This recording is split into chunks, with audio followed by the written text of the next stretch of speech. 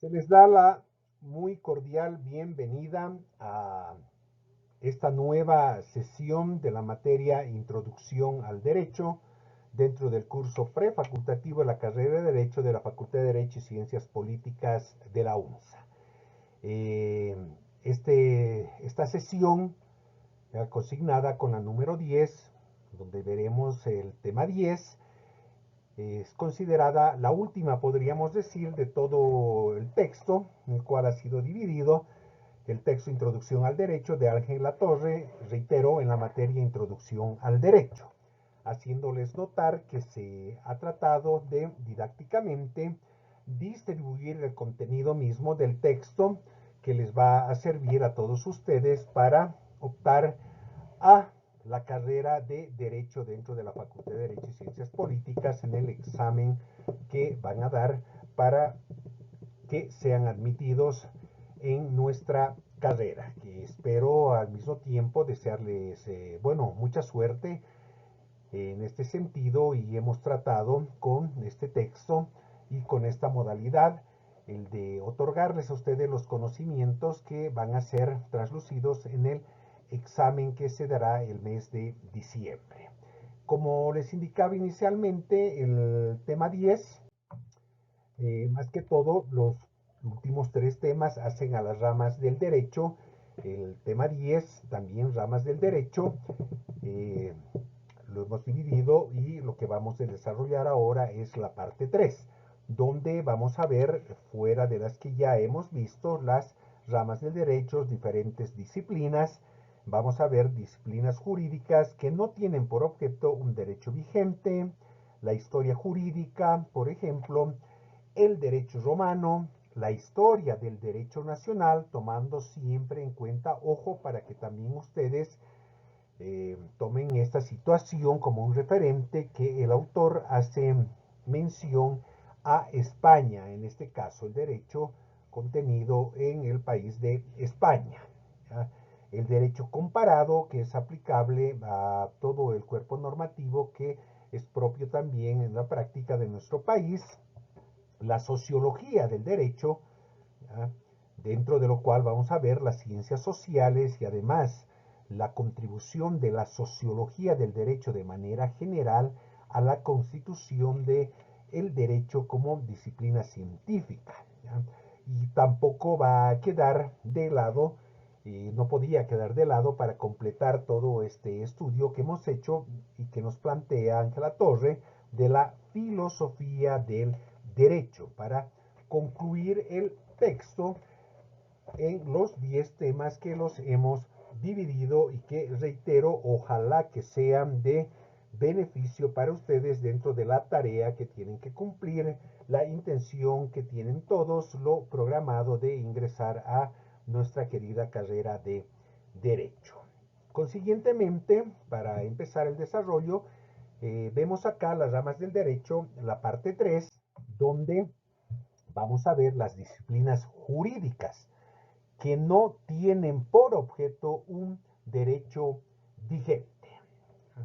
En ese sentido, indicaremos que de las disciplinas jurídicas cuyo objeto no es un sistema o parte de un sistema jurídico vigente, hay algunas cuya finalidad es ampliar en el tiempo o en el espacio nuestro conocimiento del derecho. Tales son, evidentemente, por eso estas disciplinas no tienen por objeto un derecho vigente, que nosotros acudimos para ampliar nuestros escenarios de conocimiento sobre el derecho a lo que es la historia jurídica y el derecho comparado que nos muestra el autor. Es evidente que hemos visto nosotros en el desarrollo de todos estos temas, por ejemplo, la dinámica misma, la transformación, la contribución que han hecho diferentes escuelas de pensamiento jurídico, diferentes escuelas del conocimiento en general, para contribuir a la construcción de la disciplina científica del derecho tal cual la conocemos en estos momentos. Y la historia jurídica es, por tanto, una parte del derecho que nos muestra ese proceso de evolución al cual ha sido sometido el derecho para constituirse e ir reconstituyéndose a través del tiempo. Lo mismo que el derecho comparado. La, la analogía, el estudio, la comparación que nosotros hacemos en relación a las diferentes ramas del derecho, al derecho en sí aplicable en diferente jurisdicción, espacio territorial o estado, como quieran llamarlo, es algo que sirve para enriquecer, extraer las partes que son convenientes para una realidad nacional, un determinado territorio, y también no está de más indicarlo que el mensaje que nos da el autor, contenido entre líneas, es que también tenemos que ver qué es lo que nosotros vamos a aplicar a una realidad jurídica determinada, dada la complejidad de estas relaciones sociales. En ese sentido, tanto la historia jurídica como el derecho comparado muestran esta situación y nos ayudan a orientar nuestros estudios y conocimientos sobre la ciencia del derecho y lo último que estamos viendo sobre las ramas del derecho. En síntesis, hemos detallado, bueno, lo que vamos a desarrollar para que ustedes tengan conocimiento y lo que el autor trata de transmitirnos, ¿no? La historia jurídica. Diremos entonces que la historia jurídica tiene por objeto la evolución de un sistema o de algunos de sus aspectos a través del tiempo.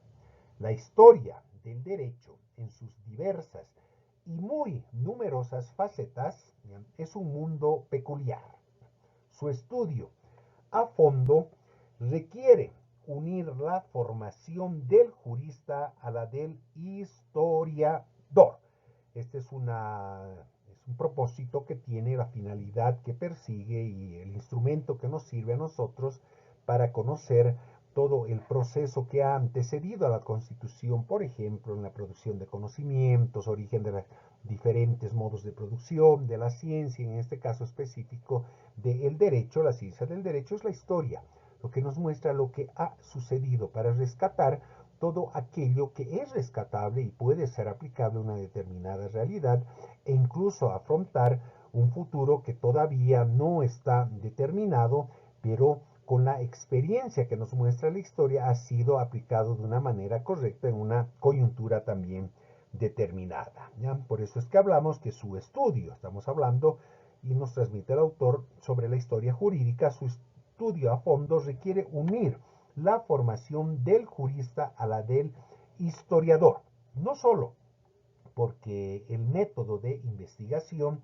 es el propio de las ciencias históricas, ¿ya? Sino porque en realidad la historia del derecho, al mismo tiempo que una dimensión del conocimiento de éste, es un aspecto de la historia general de la cual no se debe separar si no queremos caer en ese formalismo aislado de la realidad que hemos denunciado ya varias veces como uno de los más graves defectos de que puede adolecer un análisis del derecho.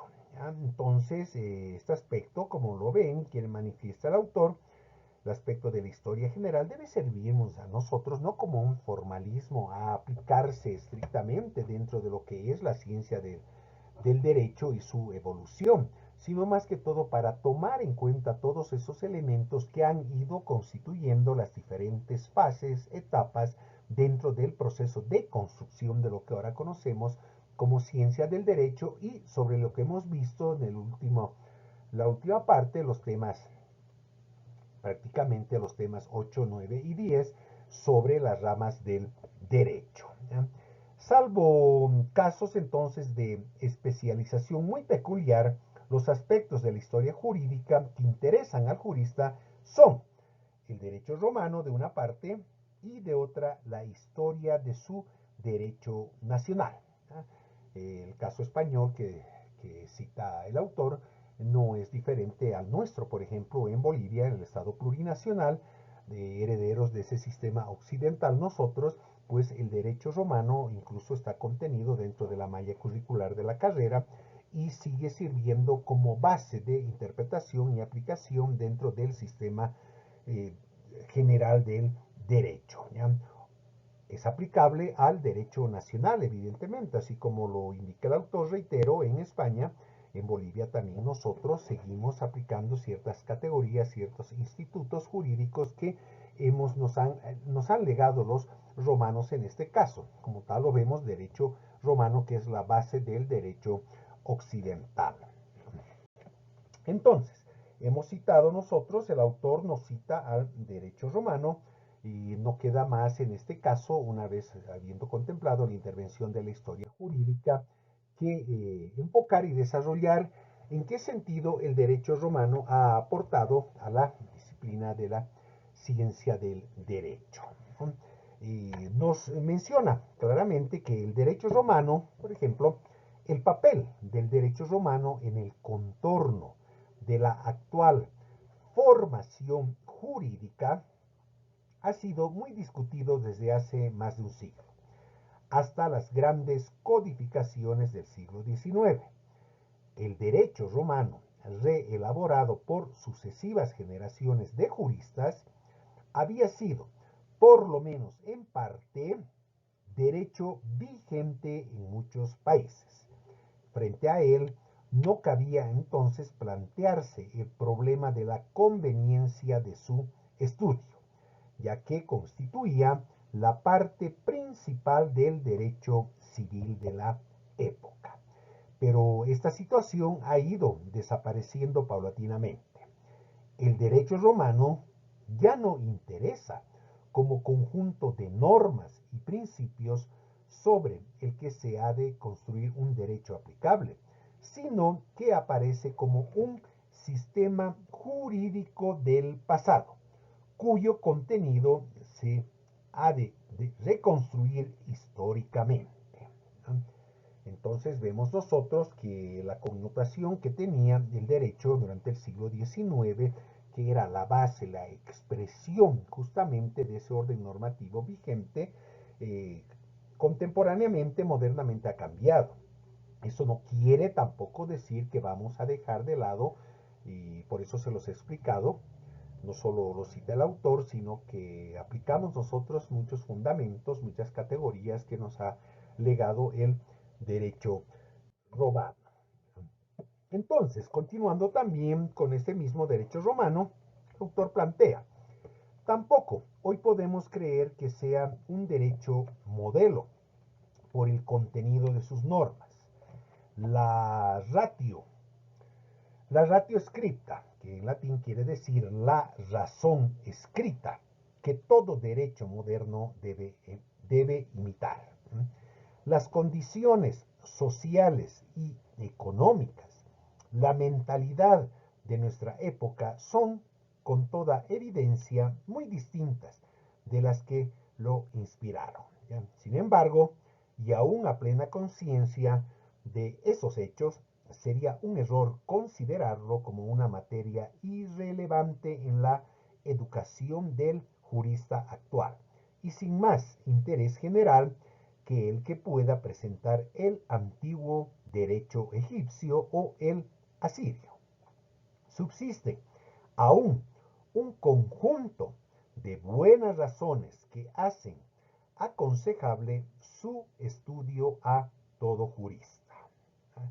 La importancia entonces que nosotros notamos es que tomamos de las experiencias pasadas, los paradigmas, las escuelas que han constituido la base, y por eso comprobamos que en muchas situaciones del derecho contemporáneo, como hemos dicho, ramas del derecho anteriormente y ahora estas disciplinas jurídicas que no tienen por objeto un derecho vigente, pero que sirven como esencia, como sustancia misma, como guía de lo que se va aplicando procedimentalmente y ajustando a las necesidades de la realidad. Por eso es que, tal como expresa Ángela Torre, que el jurista no debe dejar de lado su conocimiento y tomar en sí todos los niveles de análisis que se puedan aplicar en un determinado momento. ¿Ya?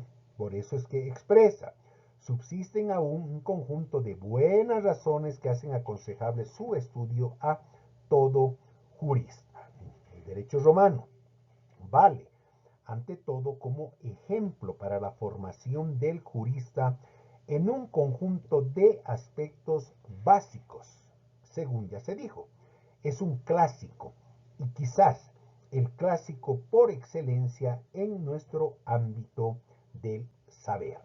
El método de sus juristas tiene valor permanente, porque expresamos nosotros muchas veces este término tal cual lo hace en el texto el autor, que es un clásico, el derecho romano. ¿Qué significa que sea un clásico? Que es aplicable en todo tiempo y espacio, ¿ya? Y ese devenir histórico de las formaciones sociales, la constitución, la producción de conocimiento, el transcurso mismo del tiempo y la consolidación de muchos aspectos y el desecho de otras, justamente hace a que sigamos viendo el derecho romano, sigamos incorporándolo al análisis y al enriquecimiento de la ciencia jurídica, justamente por el nivel de contribución que éste ha dado a través de la historia. Entonces, continuando con el derecho romano, se debe expresar que también lo tienen el estudio de su proceso de adaptación a, a las cambiantes circunstancias sociales, que confiere al jurista el hábito mental de pensar en la continua interrelación entre derecho y evolución social, entre los instrumentos técnicos de un sistema jurídico y su aplicación a nuevos problemas. El otro sentido, el derecho romano, constituye el eje de la historia jurídica del continente europeo y la plataforma común a todos sus derechos y a los que en ellos se ha inspirado. Por último, las categorías básicas y el sistema de conceptos que aún manejamos proceden de él, como también más o menos modificadas, una parte importante de las normas jurídicas aún vigentes en el ámbito del derecho civil. Esto que muestra Ángela Torre en el texto Introducción al Derecho, justamente es una muestra, lo que les explicaba anteriormente o les citaba, en relación a lo que nos ha legado el derecho romano, porque muchas situaciones, muchas categorías contempladas en este derecho son de aplicación actual y ténganlo por seguro que van a seguir siendo de aplicación en futuras generaciones, futuros tiempos, justamente porque es rescatado, es fruto del análisis, de la interpretación, no de una acomodación caprichosa, sino de una aplicación sistemática que va en relación con el carácter mismo, el derecho natural, que es propio de todos los individuos, hacia una sistematización y utilización metodológica para que el derecho tal cual lo conocemos y tal cual fue, por ejemplo, en los tiempos de Roma, cumpla su objetivo, que es el de lograr una organización política aceptable por parte del Estado hacia sus gobernados y que la sociedad en su conjunto se oriente sobre bases que no vayan en contra de la naturaleza humana. El sentido general y primordial es ese: no atentar contra la naturaleza humana y, más que todo, tomar en cuenta los elementos que podemos rescatar y aplicarlos para ser más llevaderos y minimizar los niveles de conflicto que se puedan presentar en estas relaciones sociales. Si bien hablamos nosotros, hemos hablado, interpretado lo que nos indica el autor en relación al derecho romano y la historia jurídica. Ahora nosotros tenemos que hacer un cotejo, un estudio de lo que dice el autor respecto a la historia del derecho nacional. En este caso, reitero, el derecho de España, ¿no? Y el autor nos indica: parte de esas razones son aplicables a la historia del derecho nacional. También la dimensión histórica de la mentalidad jurídica requiere considerar la evolución particular del propio derecho, analizar sus elementos constitutivos y las transformaciones de sus instituciones. No se olvide en este aspecto que aunque el análisis se centre, como es lógico, en el propio derecho, la historia jurídica no procede por compartimientos estáticos. Hay fenómenos de la evolución del derecho que son comunes a una pluralidad de países, como se les citaba anteriormente, ¿no? Porque esto es fruto, el derecho, así como todos los niveles de conocimiento en otras áreas de aplicación dentro de la historia de la humanidad, justamente deviene para servir y atender las necesidades que tiene el ser humano, ligado a un derecho natural con el que todos nacen, en este sentido, independientemente del espacio, del territorio y más que todo el tiempo de aplicación, en ese sentido de pertenencia a su grupo social. Entonces, estudiar la historia del derecho español, indica La Torre, es al mismo tiempo alcanzar una perspectiva sobre algunos rasgos básicos de la historia del derecho europeo en general. Es evidente el mensaje del autor y bueno, ejemplificando nosotros podemos decir que el sistema que tenemos dentro de nuestra economía jurídica, por ejemplo en Bolivia, es prácticamente el mismo. No tiene muchas modificaciones, muchas incorporaciones que podríamos decir son propias de usos, costumbres o experiencias vividas en el pasado, porque nosotros hemos heredado este sistema. Esto no significa tampoco que va a estar vigente eternamente. Seguramente como el transcurrir del tiempo van a quedar muchas situaciones en desuso, obsoletas, y se va a incorporar nuevas categorías dentro del derecho interno, lo cual nos transmitirá esa historia de un derecho nacional que se ha ido transformando y ajustándose para atender las necesidades de la población y además para brindarle al Estado un instrumento que le permita ser el ente tutelar, brindar seguridad jurídica, garantizar a todos los estantes y habitantes de un determinado territorio esa seguridad jurídica dentro de su ámbito de relacionamiento y comportamiento social.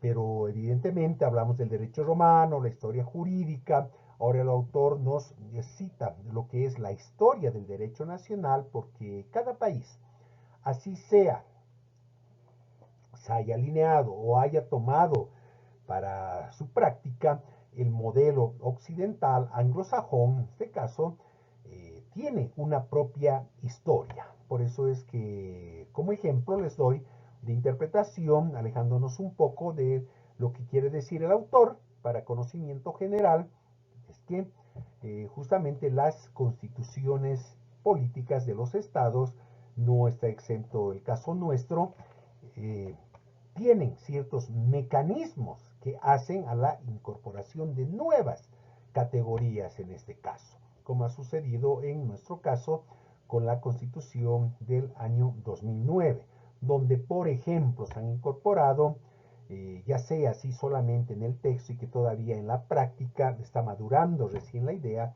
sobre lo que es el reconocimiento de diferentes nacionalidades, diferentes niveles de cultura, la plurinacionalidad, interculturalidad y más que todo la inclusión social, ¿no? Entonces, así como existe esta historia del derecho natural, no está de más lo que nos plantea, ahora sí, volviendo al texto, lo que plantea el autor en relación a lo que es el derecho comparado.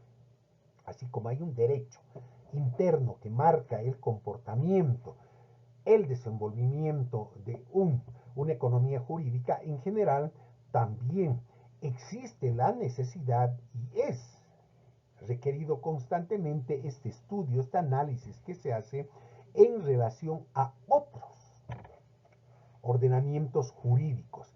Para, si bien todos pertenecen al mismo sistema, ya existen diferentes metodologías para comparar y estudiar y muchas veces tomar para sí. ¿Ya? Eso no está prohibido. Que, por ejemplo, el derecho mexicano, ¿ya? Sea ciertos niveles del derecho mexicano se ha incorporado a nuestro orden normativo. Ya, no, ya les digo, no es exclusividad de nadie. En este caso, si lo que se quiere es perfeccionar la otorgación de esta seguridad jurídica. Es así que el autor, en relación a lo que es el derecho comparado, cita.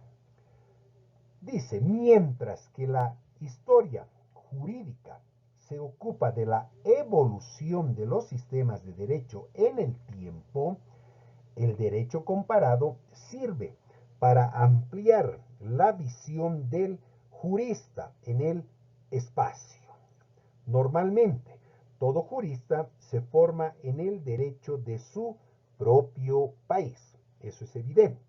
Ustedes, por ejemplo, estoy seguro, si logran entrar a la carrera, van a realizar sus estudios, proceso de formación con una malla curricular, un contenido de materias, donde justamente se va a ver como el derecho romano, se va a ver doctrina, jurisprudencia, etcétera, etcétera, diferentes escuelas del pensamiento con carácter universal, pero más que todo centrados en lo que es el derecho nacional, aplicación de ese orden jurídico en nuestro país, porque es en nuestro país que nosotros vamos a ejercer como mujeres y hombres del derecho. Esto no significa, como ya se ha expresado, que no acudamos al derecho comparado para llenar muchas veces los vacíos o para explicarnos ciertas dudas que tenemos en la interpretación de nuestro derecho. Acudimos a el derecho comparado, el derecho de otros países, de otros territorios, ¿para qué? Justamente para darnos una explicación que tal vez al que ha construido ese orden normativo no lo tome en cuenta, porque tampoco un orden normativo es perfecto, sino que con el tiempo se va transformando y muchas veces se han cometido no errores, sino se ha obviado muchas situaciones que no son aplicables en ese tiempo. Ya la historia jurídica nos muestra con el transcurrir del tiempo de que sí, se podía haber prevenido cierto tipo, por ejemplo, de accionar social que esté reñido con las buenas costumbres. Pero ojo, que esos usos, esas costumbres, esos principios morales y éticos en un determinado tiempo no eran sancionables o observados, perdón, por el grupo social, por el Estado, por las relaciones, sino que eran permitidas. Entonces todo eso también está dentro de lo que es el derecho y su historia propia. Entonces, el derecho comparado tiene por objeto el conocimiento de los derechos de diversos estados y su comparación. Por eso es derecho comparado, comparar. En un sentido, se trata de la aplicación a un campo concreto de un método de más amplia aplicación, que es el método comparativo, usado también en otros campos, como por ejemplo en el estudio histórico del derecho. El conocimiento del derecho comparado puede tener diversos fines. Unos son principalmente teóricos, como el interés que puede ofrecer la confrontación entre diversos derechos para problemas de teoría general del derecho.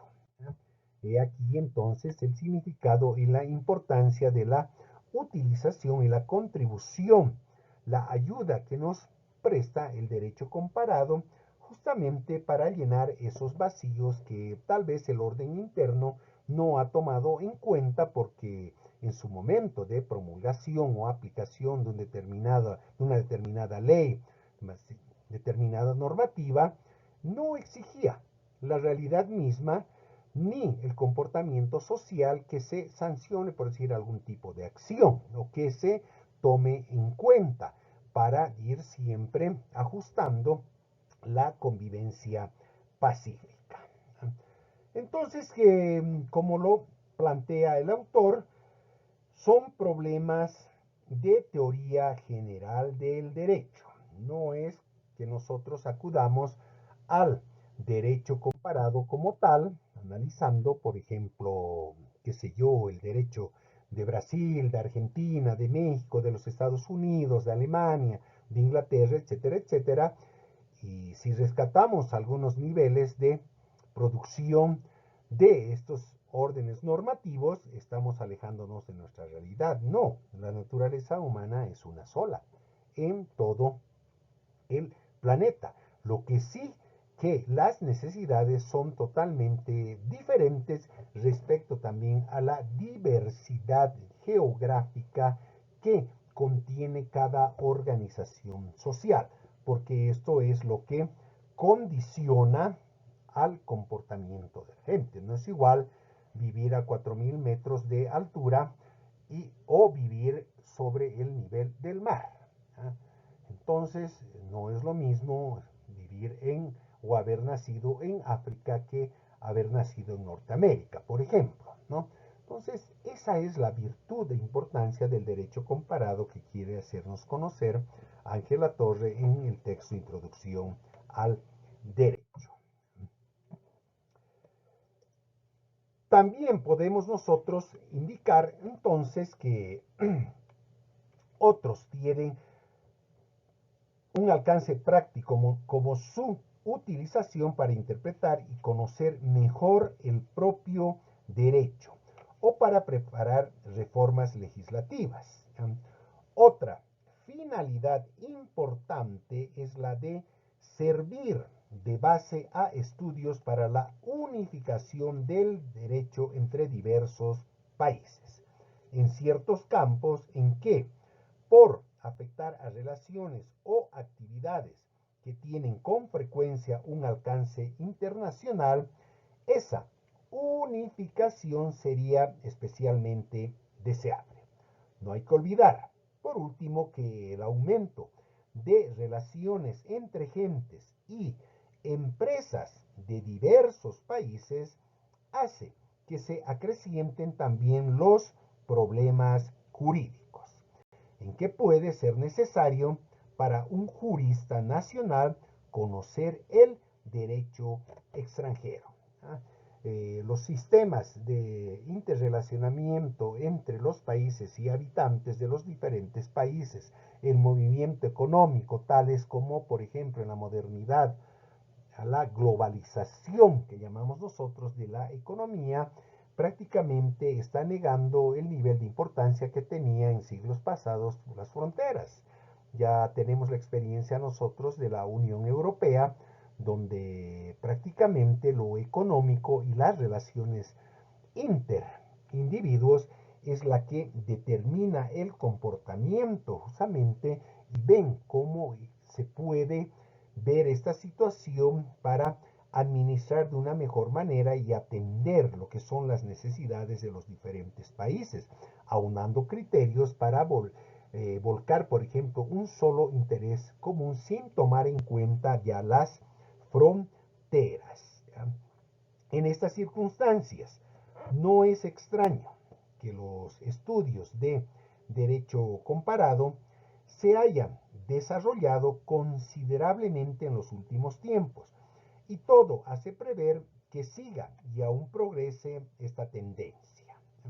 Este interés hace que se difunda también cada vez más la convicción de que el derecho comparado constituye realmente una disciplina jurídica autónoma, por tener un propio objeto, la comparación entre varios derechos actuales, un propio método, el comparativo, y una importancia y utilidad apreciables.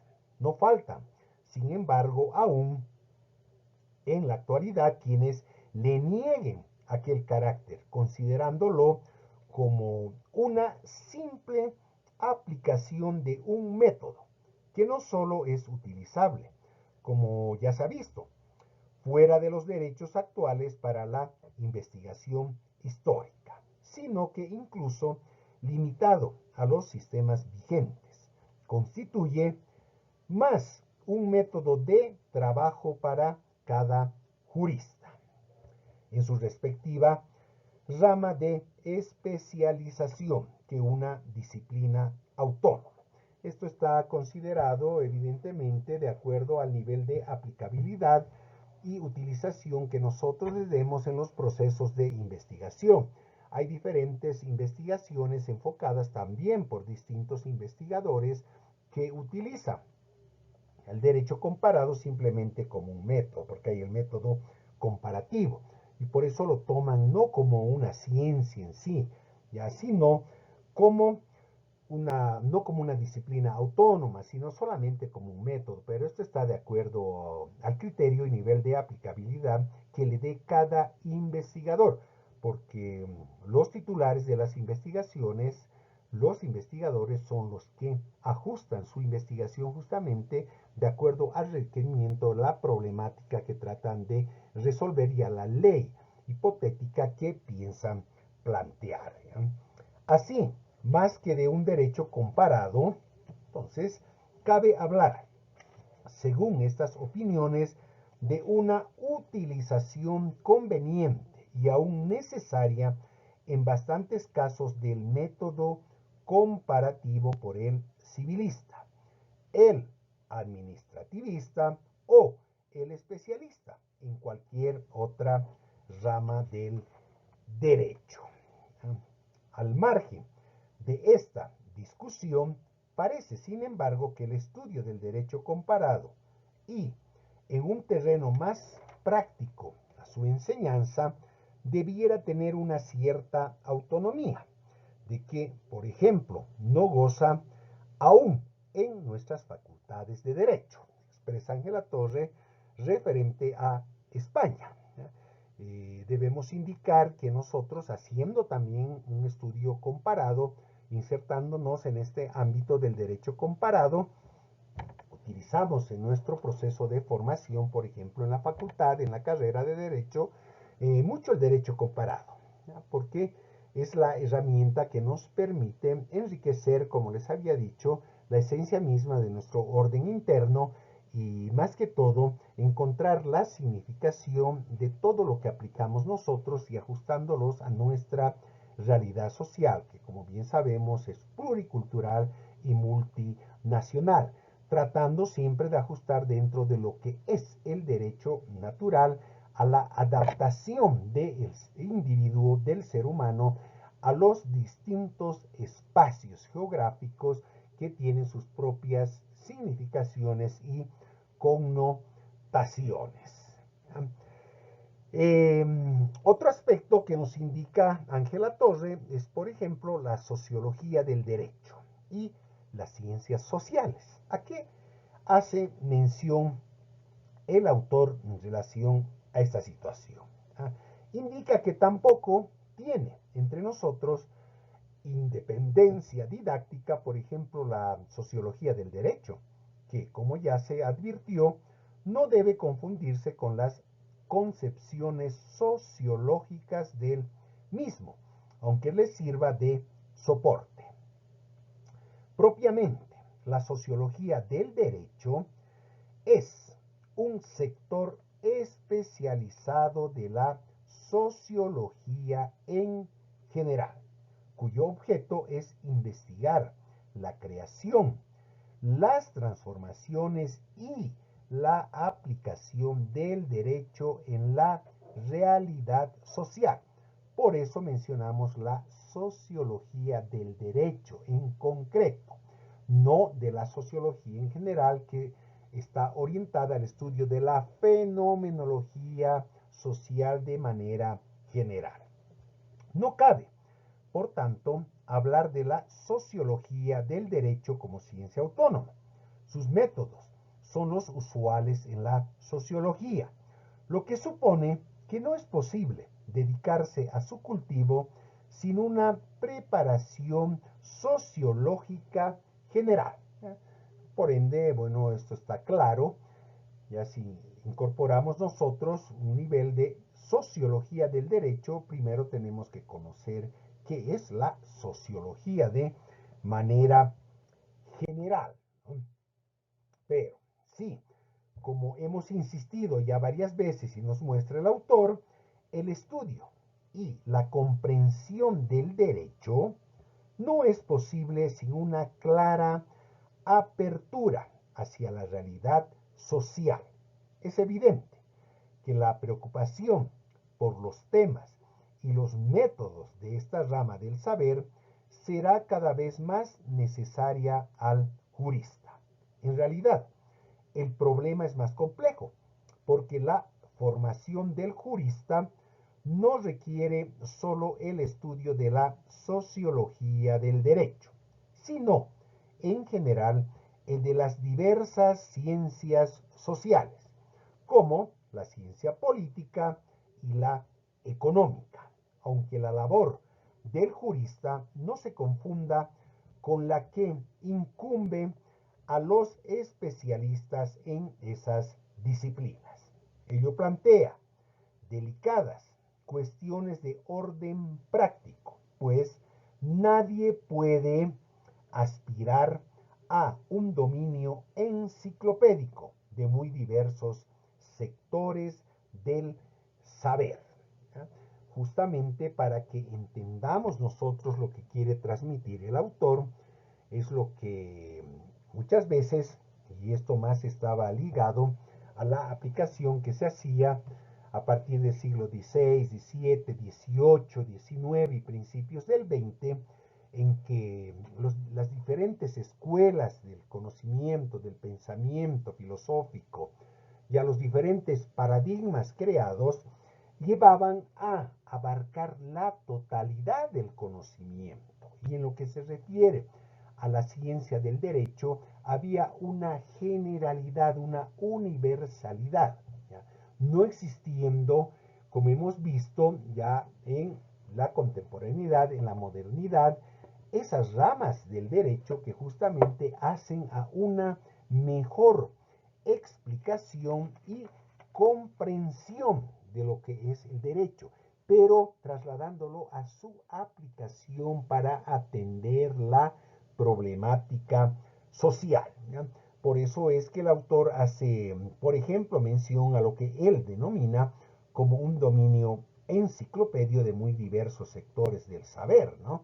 Entonces es como comúnmente nosotros lo conocemos ahora como ser todólogos. No podemos ser todólogos, ¿no? Conocer todo el derecho, todas las ramas del derecho. No, tenemos que especializarnos, profundizar en un área determinada para aspirar a servir y transmitir el derecho de manera eficiente. ¿Por qué? La complejidad misma hace a la especialización como una necesidad vital, ¿ya? Entonces, prosiguiendo, debemos indicar que la tentativa de exigir al jurista una formación en ciencias sociales al mismo tiempo que su específica preparación en el campo del derecho puede convertirse en una aspiración utópica, o lo que sería aún más grave, en un medio de adquirir unas vagas referencias generales sobre las más diversas materias, que lo único que puede ocasionar en la mayoría de los casos es una perniciosa confusión de ideas. ¿Ya? Cabe aquí también comentar que, por ejemplo, dejando un momento de lado al autor y a lo que quiere expresarnos sobre la realidad española, hacer un cotejo, un estudio, una comparación. Utilizaremos el derecho comparado, en este caso la historia jurídica, la historia en general, para interpretar, por ejemplo, analizar nuestro sistema de educación. ¿Ya? Sabemos nosotros que actualmente existe el nivel inicial, el primario y el secundario. ¿Ya? Es evidente. ¿Ya? Pero también conocemos las desigualdades, los desniveles que existen, por eso, y es un problema el que afronta el nivel universitario, el nivel superior de educación, los niveles que estudian educación superior, para la formación ya profesional, por ejemplo, de los bachilleres, porque cada cual llega, son bachilleres en humanidades, conocen de diferentes temáticas, diferentes áreas un poco, pero no hay una especialidad. Justamente son muy pocos los establecimientos educativos, toman en cuenta públicos y privados, que orientan, por ejemplo, en los últimos años a que sigan una especialidad o identifiquen ya su vocación, su destreza, su habilidad, su simpatía o la simpatía simplemente que tienen sobre un área determinada. Mayormente llegan sabiendo de todo un poco. Es así que en la universidad tropiezan con ese problema. Cuando entran a una determinada carrera, tienen que empezar prácticamente de cero para conocer muchas categorías, muchos niveles del conocimiento sobre la materia a la cual nosotros nos vamos a dedicar y que tratamos de especializarnos. Por eso es la metodología, por ejemplo, que se utiliza y que estoy utilizando en esta materia, introducción al derecho, explicándoles siempre y haciendo un cotejo con la realidad para que ustedes entiendan más que todo lo que quiere el autor en el texto transmitir en relación a lo que es la temática de introducción al derecho. En camino para enfocar este problema ha de partir del hecho evidente de que el jurista hoy es, ante todo, jurista y no como en cierto modo fue en otras épocas, el especialista de las diversas ciencias sociales. ¿Ya? Está de más redundar que ya no, estamos en tiempos de complejidad laboral, relaciones sociales, relaciones económicas, intercambios culturales, interpretaciones sociológicas que exigen la especialización. Y es muy complejo como en siglos pasados, cuando se estaba metodológicamente orientando las diferentes ciencias a la aplicación para que sean útiles a las diferentes sociedades, que se sabía de todo. ¿Ya? Entonces, ya no. Ahora los tiempos nos exigen la experticia de vida, la especialización en áreas determinadas. Parece de esta forma poder desarrollar con más propiedad y capacidad, ¿ya?, el enriquecimiento, la comprensión, la interpretación y la aplicación en sociedad de las diferentes ramas del conocimiento, como lo estamos viendo ahora, lo que es las ramas del derecho y el derecho en sí. ¿Ya? Entonces, diremos que para pasar de un verdadero jurista en nuestro tiempo, es preciso tener una formación inicial en esas ciencias que no irá dirigida naturalmente a convertirse en especialista en ellas, ojo, sino a hacerle adquirir la actitud mental necesaria para captar la dimensión sociológica del derecho y a darle un conocimiento claro, aunque sea forzosamente elemental, de los principios básicos del método de trabajo en las principales ciencias sociales. Acá el autor también nos hace notar, hace mención a la utilización metodológica del contenido de conocimiento de cada área.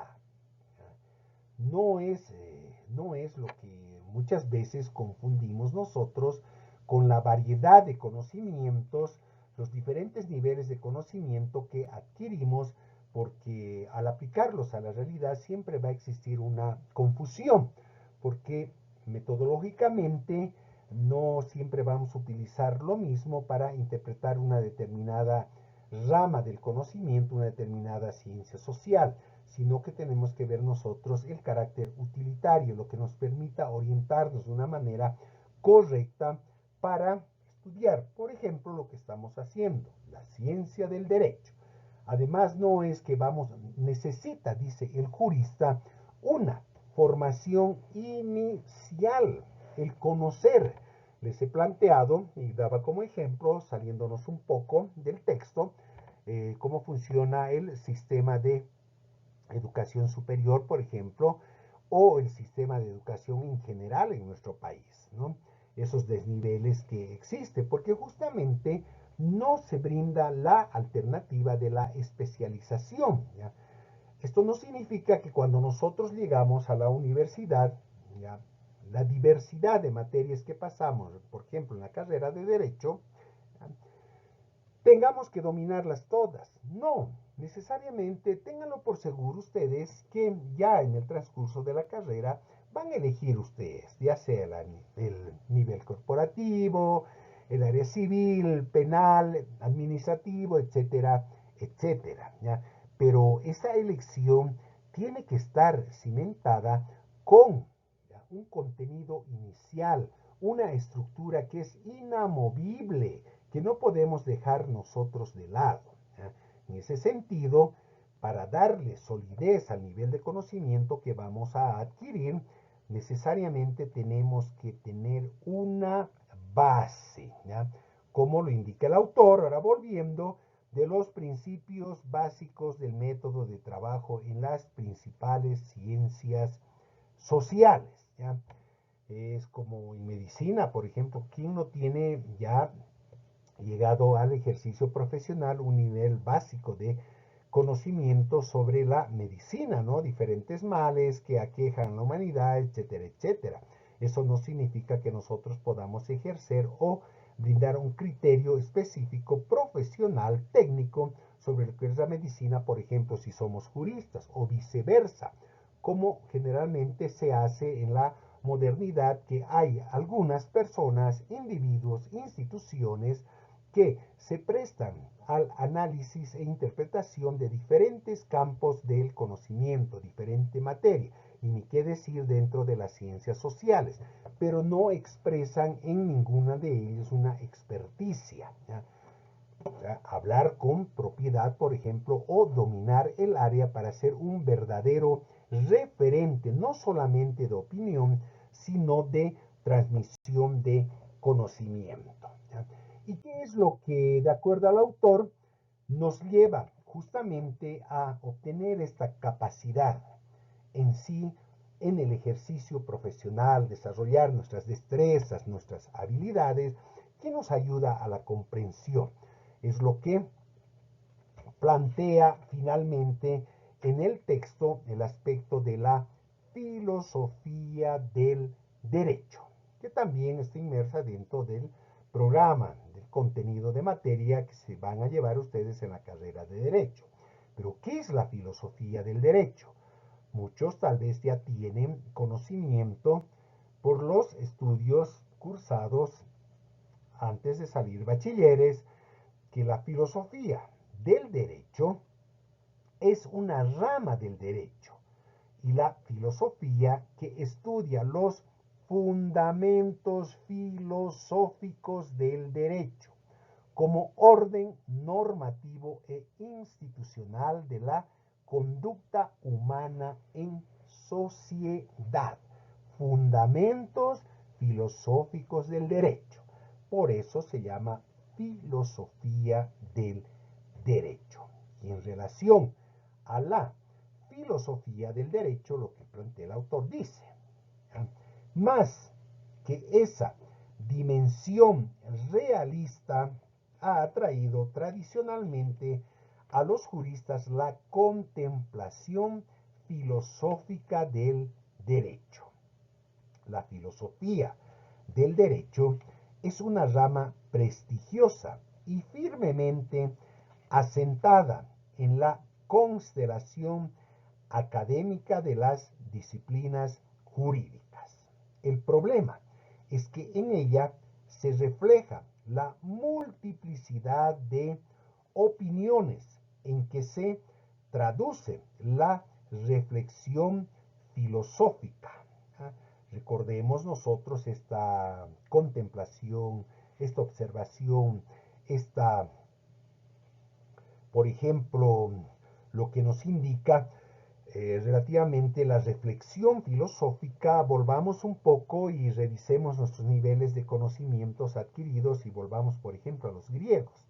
Los griegos se basaban evidentemente, y muchos niveles de conocimiento nos han legado también, los seguimos aplicando, la contemplación. ¿Ya? Ellos no tenían todavía constituida una historia jurídica, no tenían una biblioteca, no tenían ciencias en general. Los filósofos eran los titulares del conocimiento en general, conocían de todo un poco, pero ¿cómo adquirían ese conocimiento? En general, porque no estaba especificado en un área determinada. ¿Ya cómo lo hacían? A través de la contemplación. Primero, de los fenómenos naturales y después, evidentemente, una vez de haber comprendido en cierto nivel los fenómenos naturales, trasladar esa metodología de la observación, de la contemplación, por ejemplo, a la fenomenología social, para ir construyendo ya todos los antecedentes que hacen a la diversidad de ciencias que existen en la actualidad y donde no está fuera, como habíamos visto en el derecho romano, el derecho. De forma que en la actualidad no existe una opinión generalmente aceptada de cuál sea su contenido ni sus tareas.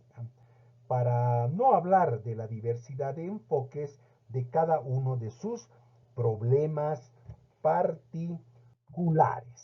Entonces, la filosofía, relación a la filosofía del derecho, el autor indica que podemos obtener una primera orientación sobre estas cuestiones.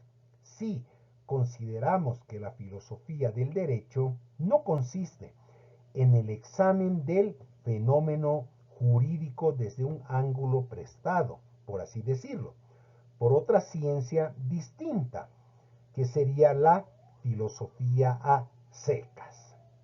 La filosofía no es una ciencia autónoma, sino una actitud, una orientación del pensamiento dirigida, de un lado, a la agudización de la capacidad crítica del estudioso y de otro al robustecimiento de su capacidad de entenderse en el mundo, de aclararse sus propios condicionamientos, su hacer y los objetivos que dan sentido a su conducta y, consiguientemente, a sus conocimientos positivos, científicos, artísticos o técnicos.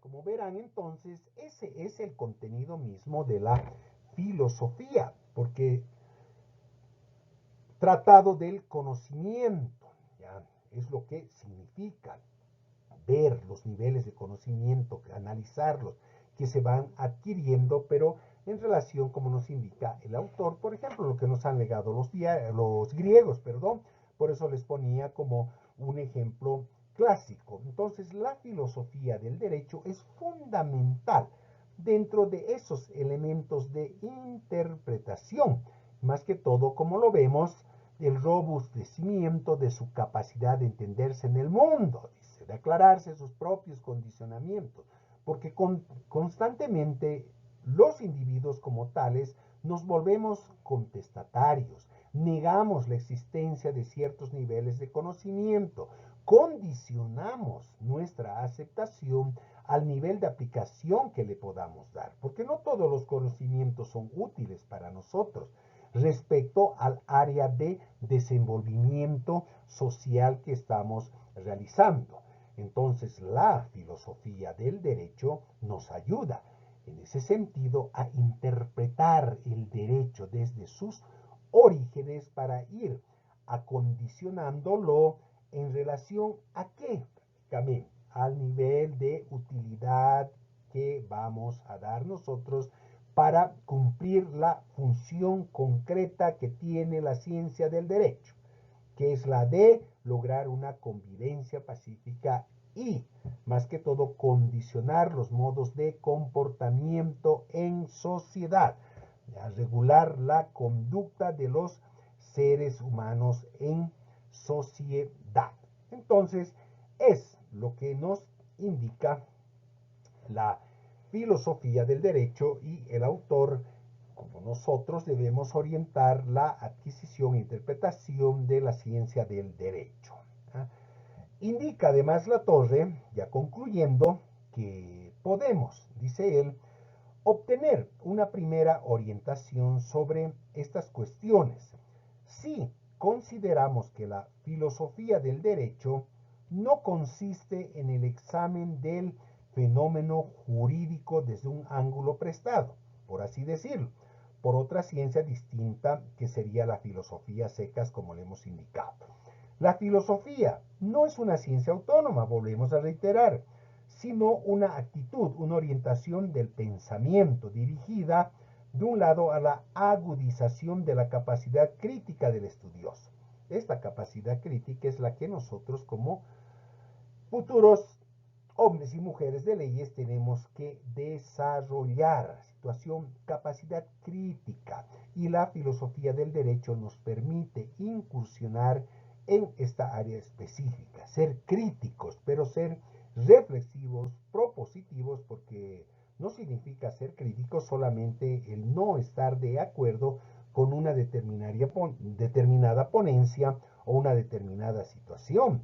Ojo, para ser críticos tenemos que compenetrarnos y conocer, por ejemplo, el aspecto de esa determinada área, conocer las motivaciones que han llevado en sí al precursor o los precursores o los creadores de una determinada escuela de interpretación del conocimiento a llegar a sus conclusiones. No es solamente expresar por expresar, yo no estoy de acuerdo, como generalmente se realiza cuando no entendemos algo, dice no estoy de acuerdo con esto, pero si nosotros expresamos las palabras no estoy de acuerdo, significa que nos hemos incorporado a un análisis crítico reflexivo como requisito indispensable antes de brindar un criterio.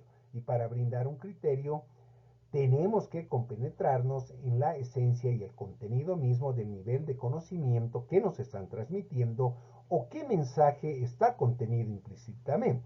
Y la filosofía del derecho nos ayuda a esa situación. Por eso es que se habla de la agudización de la capacidad crítica del estudioso y del robustecimiento de su capacidad de entenderse en el mundo, de aclarar sus propios condicionamientos, su hacer y los objetivos que dan sentido a su conducta. ¿No?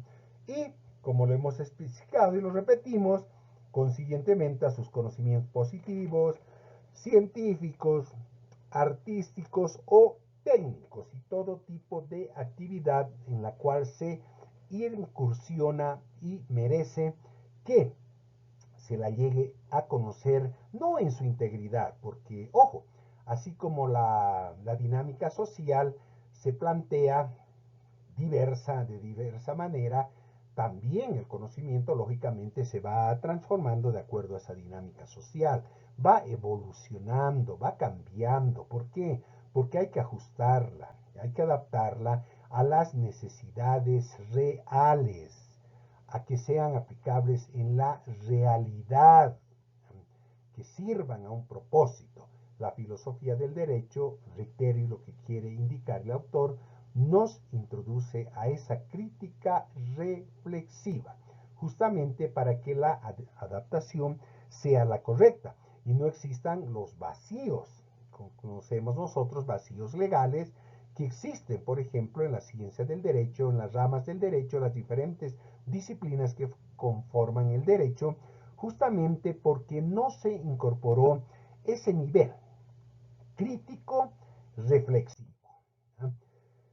Y finalmente, diremos entonces, siguiendo al autor, que el jurista filosofa en cuanto ahonda en los fundamentos y en el sentido de su forma de conocer y de su manera de actuar como tal jurista, y cuando reflexiona sobre la inserción de la ciencia jurídica y de su quehacer práctico en el cuadro general del saber y de la vida humana. Qué importante el incorporar y el hacer mención a la reflexión sobre la inserción de la ciencia jurídica y de su quehacer práctico. Pero, ¿práctico en qué? ¿Solamente destinado a algunas áreas? No, de manera general. Por eso el autor nos muestra el cuadro general del saber y de la vida humana.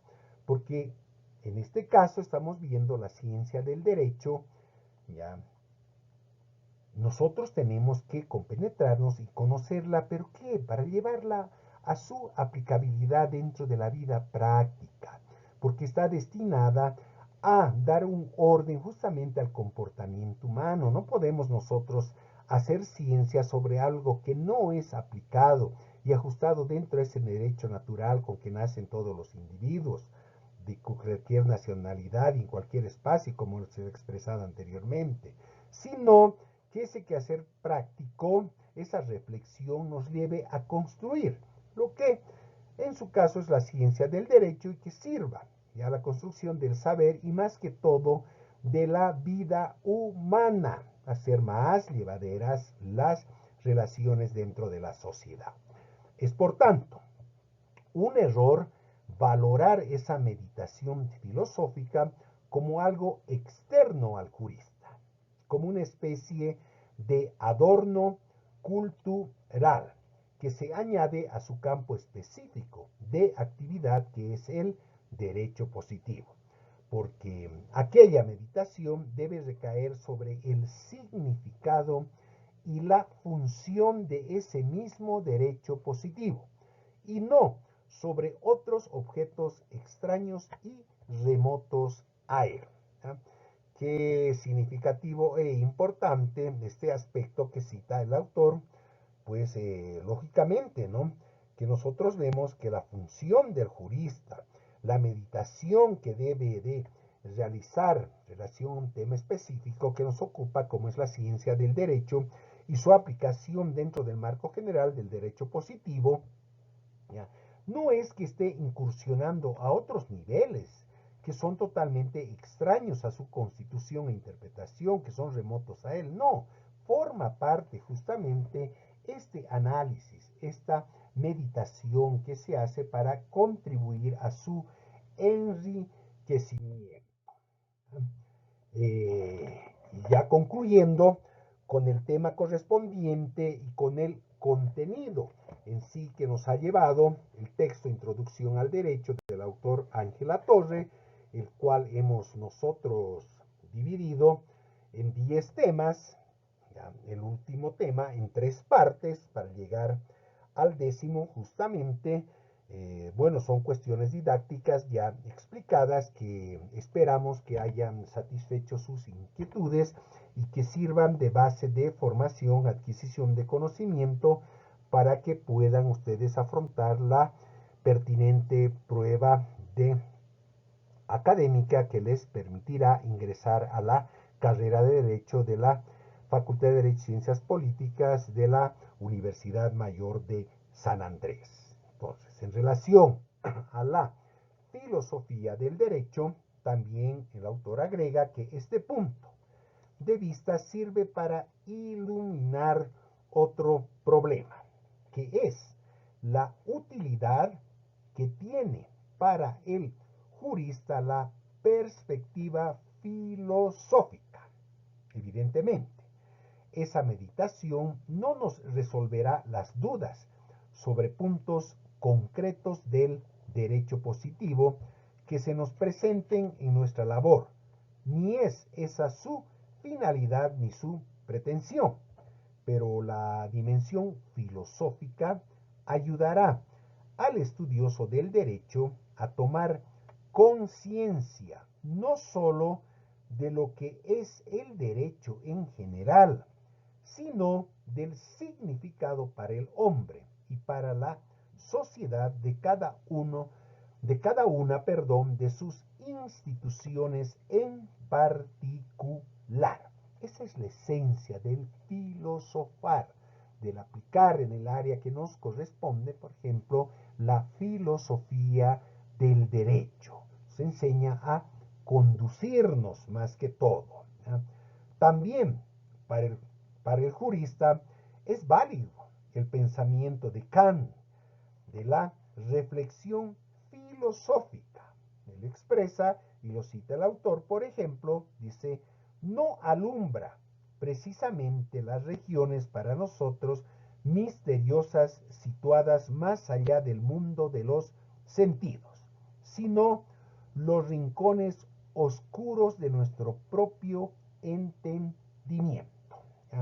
¿Qué quiere decir esta situación? Que básicamente la filosofía del derecho, como lo expresa Kant y lo cita el autor, no alumbra, dice, precisamente las regiones para nosotros misteriosas, situadas más allá del mundo de los sentidos, sino los rincones oscuros de nuestro propio entendimiento. Eso significa que si nosotros aplicamos de una manera correcta lo que es la filosofía del derecho como instrumento de apoyo, de sustento, crítico, analítico, en este caso de la ciencia del derecho, vamos a ver que no solamente tenemos que identificar la luz que a primera vista se presenta con la simple contemplación, observación y entendimiento previo que logramos, ¿no? Sino que la filosofía del derecho, tal cual lo planteaba Kant, nos debe llevar a escudriñar en lo más hondo, en lo más profundo, lo más oscuro. ¿Y cuál es esa situación? ¿Cuál es ese aspecto? Son, como el propio Kant lo explica, los rincones oscuros de nuestro propio entendimiento. ¿Por qué? La falta de metodología, de sistematicidad y de acudir a las diferentes ramas auxiliares, instrumentos auxiliares, metodologías en su conjunto, muchas veces nos confunden y nos llevan a malas interpretaciones de los niveles de conocimiento. Y es ahí donde quedan estos rincones oscuros como tales de nuestro propio entendimiento. Quiere decir que no hemos entendido en su verdadera dimensión. Y si no hemos entendido en su verdadera dimensión, lógicamente no podemos darle una aplicación y no podemos atender justamente a través de nuestro propio entendimiento la aplicación de la ciencia, del conocimiento que nosotros conocemos como ciencia del derecho, para atender lo que también se lo ha denominado a través de muchas escuelas, lo que es el encargo social. Servir a la sociedad, servir la naturaleza humana, servir al individuo y atender ese nivel de experticia que va adquiriendo debido justamente a la falta de atención por parte de algunas ramas. Se construyen otras ramas que nos ayudan justamente a llenar esos vacíos. Y Kant dice los rincones oscuros de nuestro propio entendimiento. Nosotros modernamente podemos aplicarlo a los vacíos legales que existen en las diferentes ramas del derecho, en las diferentes disciplinas con las cuales tenemos que lidiar dentro de nuestras relaciones sociales. Bien, de esta manera, entonces, hemos concluido las 10 sesiones sobre las cuales hemos desarrollado el texto asignado a la materia Introducción al Derecho de Ángel Latorre. Es evidente que dentro de lo que va a ser la prueba para ingresar, la prueba académica, para lograr el ingreso a la carrera de Derecho, ustedes tienen que basarse estrictamente en lo que es el texto. Y así se han hecho algunos comentarios extras, podríamos decir, es para orientarlos más que todo en el entendimiento, sin distorsionar ni modificar lo que plantea el autor dentro de la obra Introducción al Derecho. Los 10 temas, las 10 partes sobre las cuales hemos desarrollado el texto, hemos visto lo que es el derecho, hemos visto los fines del derecho, las fuentes del derecho, la aplicación del derecho en una segunda parte. Dentro de lo que es la ciencia del derecho, también se ha abarcado el problema de la ciencia del derecho, donde bajo diferentes perspectivas, por ejemplo, hemos identificado la ciencia del derecho como ciencia autónoma, lo que es también el cientificismo dentro del siglo XIX, y culminar para ver el progreso del derecho como aspecto del progreso social, lo que coincidentemente cierra la obra, el autor, con esta necesidad social de servir al progreso social. Es al servicio del progreso social que tiene que estar la ciencia del derecho. Para lograr nuestro propósito es evidente que hemos también dividido en dos partes lo que es el objeto y métodos de la ciencia jurídica por su amplitud, para finalmente concluir en lo que hemos visto en los tres últimos temas, tres últimas partes, lo que son las ramas del derecho. Las ramas del derecho, sus disciplinas jurídicas. Nos hemos compenetrado con lo que el autor plantea respecto al derecho público y derecho privado, las ramas del derecho público, el derecho internacional privado, el político, el derecho administrativo, para ver también parte de lo que es el derecho mercantil como una rama autónoma del derecho, las nuevas ramas del derecho, el cotejo que se ha hecho, por ejemplo, con las necesidades que se plantean a diario respecto a la transformación y evolución que el propio derecho, la ciencia del derecho, exige para ajustarla a la realidad. Determinando, y muy valioso, el aporte del autor, y que también les servirá a ustedes en su futura formación como mujeres y hombres del derecho, la importancia que ha denotado respecto a la historia jurídica. No podemos nosotros dejar de lado lo que es la historia jurídica. Por eso hemos citado el derecho romano, la historia del derecho nacional de cada territorio, cada país, cada organización, que es propio de su comportamiento y de sus expresiones sociológicas. Ya, hemos citado también, siguiendo al autor, lo que es el derecho comparado, para que no se deje de lado los instrumentos, los insumos, podríamos decir, que nosotros muchas veces tenemos en otros ordenamientos jurídicos y que están a nuestro alcance, porque no es nada patentado, no es nada de exclusiva utilización de ciertos estados o de ciertas economías jurídicas. El conocimiento es universal y todos podemos acceder, y mucho más los estados, para enriquecer y brindar mayores niveles de seguridad jurídica. Así hemos comprobado que fuera el derecho comparado está la sociología del derecho, ¿ya? Como rama que nos ayuda justamente a la interpretación, el análisis, la reflexión de lo que es la ciencia del derecho, ¿ya? Sin dejar de lado las ciencias sociales y su importancia, para concluir como lo hemos hecho en lo que es la filosofía del derecho y su importancia dentro de la ciencia del derecho. pues nos ayuda a la proyección misma previamente a la interpretación de lo que es la ciencia del derecho, ver sus antecedentes, ajustar esa realidad aplicativa y más que todo, proyectarnos para identificar en un determinado tiempo y espacio las necesidades, las correcciones, el enriquecimiento que tenemos nosotros que hacer de la ciencia del derecho, ajustándolo a las exigencias reales. De esa manera, entonces, concluimos. Reitero, los 10 temas y la sesión correspondiente al último tema dentro de las ramas del derecho del texto Introducción al Derecho de Ángel Latorre. Agradecerles especialmente la atención que han puesto a todas estas sesiones y más que todos esperar que sea de su utilidad y provecho, logrando su incorporación a nuestra querida carrera de Derecho. Les deseo mucha suerte en este sentido y nuevamente expreso mis agradecimientos por el seguimiento. Muchísimas gracias y buena suerte para todos y todas.